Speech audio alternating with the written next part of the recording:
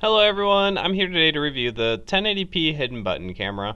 Right in the middle of this button is a hidden spy camera that records audio and high definition 1080p video. Certain situations may call for hidden cameras to be worn on the body either for personal protection or to make your job easier. The HD micro button camera has a rechargeable internal battery that lasts 45 to 60 minutes on a single charge. You can recharge the device by plugging it into your computer with the included cable. You can review and store what you've recorded by plugging the camera and USB cable into a Windows or Mac computer. And as you'll see here, so this is the unit itself. You'll notice it comes with your USB cable as mentioned, and then your manual. So you have the SD card slot and a USB port on the bottom here, and then you have your on and off and your stop and start buttons on the face of the unit. So one thing to keep in mind is when you first turn it on, you have to give it about 10 seconds or so before you'll be able to actually initialize it to do anything. So you notice here I'm kind of just showing you that as an example, and then we're going to actually kick it on and start doing some recordings.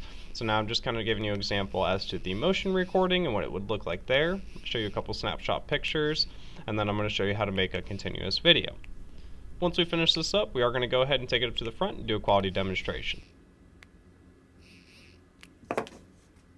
Hello, this is a quality demonstration test for the 1080p hidden button camera, and this is approximately at least 5 feet for a quality demonstration test.